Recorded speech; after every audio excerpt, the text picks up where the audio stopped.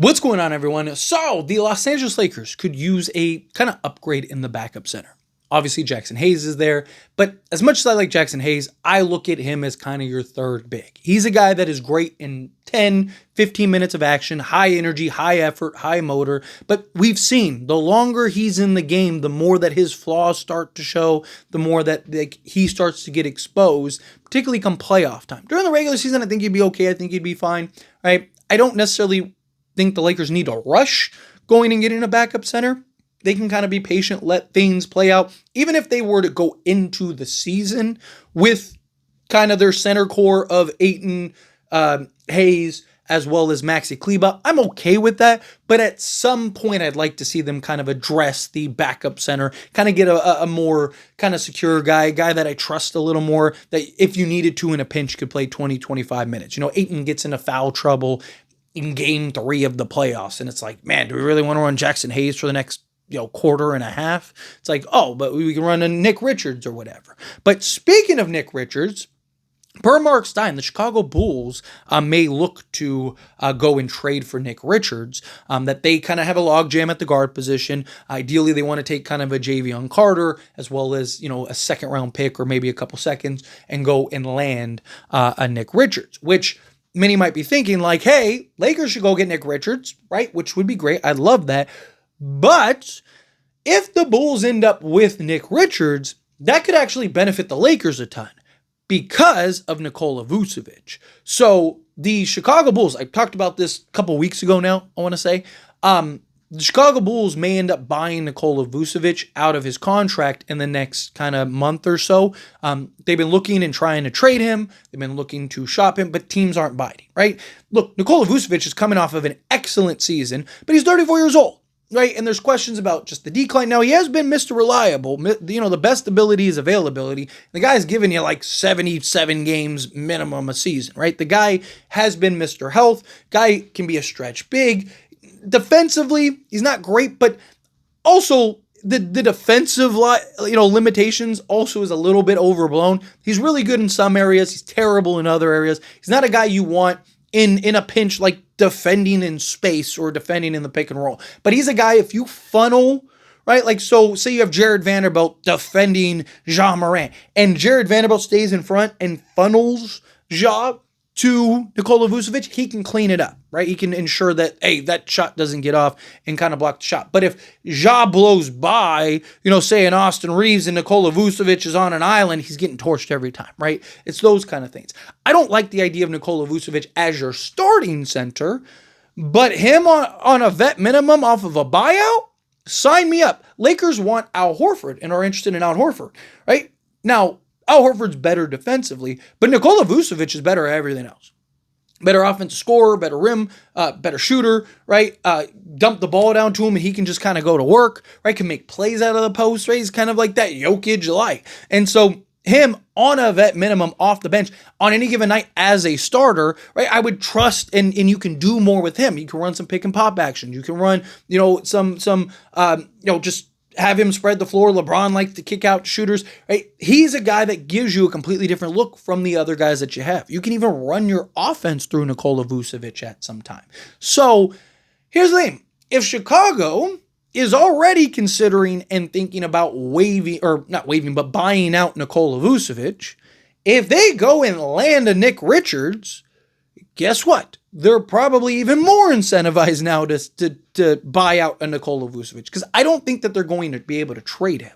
How many teams are going to be trading for a 34-year-old who, don't get me wrong, was very good last year, but how many people are going to be trading for a 34-year-old as like your starting center and even in a backup role, going to be willing to pony up $20 million in tradable salary that they need to send out?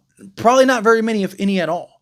Right? And the problem was, there were teams that would have done it a couple seasons ago, and they had to get a first. Like Chicago's just, Chicago. Anyway, this is a Laker channel. I'm not gonna go on a Chicago rant as bad as I do, right? But that's the thing. Like they had their chance and they blew it as far as trading Nikola Vucevic. So now he's probably gonna get bought out because he wants to go to contender. How many years does he have left? Even if he plays till he's 40, right? He's probably not going to be playing in like this big major role anymore. So like, hey, while he can still contribute at a high level, it makes sense to kind of go to a team in which you could do so. And I think that Nikola Vucevic would make a ton of sense for the Lakers in a backup. Like, I'd be screaming to go sign him if he was to be bought out, because I think it gives you, again, that completely different look. If DeAndre Ayton gets the night off or something like that, or like I mentioned, a playoff game, and DeAndre Ayton gets into foul trouble or something, I trust Nikola Vucevic in those roles, and he could slot in and play that. And you can run literally all the same act. You can't run the lob threat because it's not really that lob threat, but you can run the pick and pop actions, spread the floor, go 5 wet. Like, you can just do completely different looks with him that you can't do with Ayton. And again, he's one of the best rebounders in basketball. So you get a great rebounder off the bench. You get, a shot maker, a guy that can kind of settle things down, which is another thing that I think is very important, right? Like, offenses, which I think the Lakers are going to have one of, if not the best offense. I wouldn't be surprised if they're the best offense by like a good margin too. But I don't care how good you are offensively. Sometimes that basket shrinks and you get into these like just slumps. And it'd be nice to have a guy in a Nikola Vucevic that you can just kind of plug in, put him on the block, dump the ball down to him, and he can just generate easy buckets for you or generate quality looks, right? The defense collapses, you can easy outlet pass. He's a guy that can make plays out of the post. I mean, you look at last year, he averaged almost 19 points, 10 rebounds, and 4 assists on 53% shooting. It's really good, right? Like, now I don't expect him to be a 19 and 10 guy off the bench, but can he be like half of that? Right? Could he be, maybe 8 to 10 points and 6 rebounds with 2 or 3 assists? I don't think that's far-fetched. Being able to shoot the 3 ball, rebound the basketball, right? And maybe on the season he averages, 14 and 9 or something.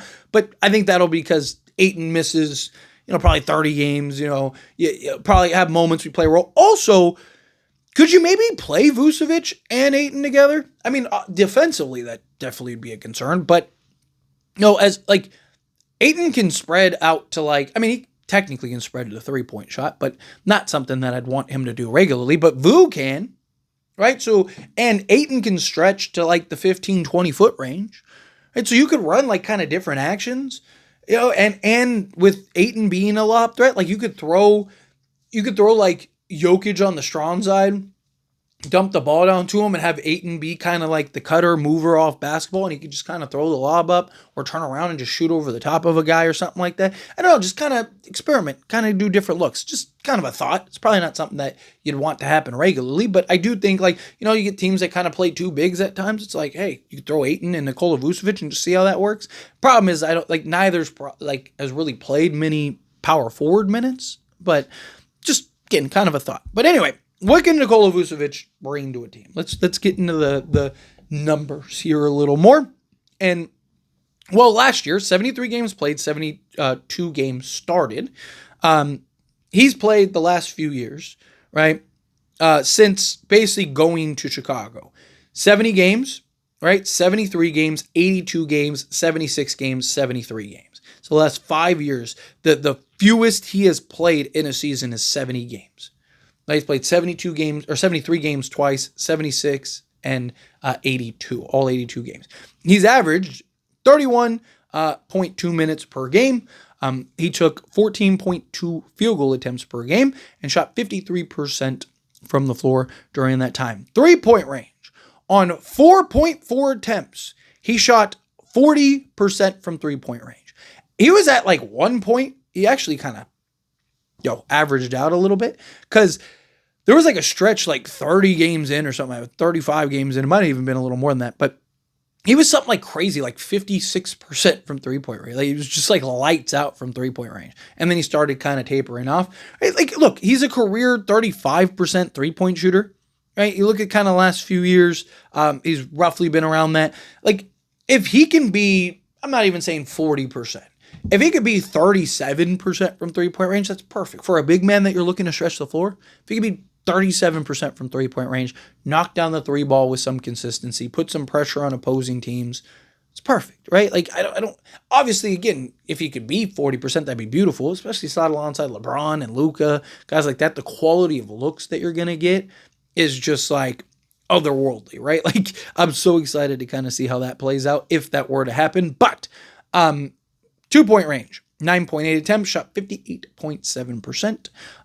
EFG of 59.2%. Free throw line on 2 attempts, 80.5%. Grabbed 10 rebounds, including 2.5 offensive rebounds, 3.5 assists, a steal, a block, and 18.5 points per game. Like I said, I'm not expecting him to be a 18, 19, and 10 guy, but could he be, I said, 8 to 10 points and grab, 5 to 6 rebounds in 20, 25 minutes of action, right? Like, can he be something like that? Where, you're slotting him in, he's backing up Ayton, kind of giving him some quality looks at times. There's going to be games where he starts, and those are the games where he will be a 20 and 10 guy.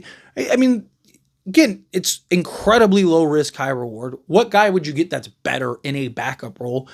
I think you do it. But let me know your thoughts and opinions down in the comments. That being said, if you haven't liked this video, hit that like button. Helps me a lot as we enjoy these types of videos, and I truly appreciate it. Not subscribe channel, hit that subscribe button, turn on the bell notifications. Appreciate y'all. See you in the next one.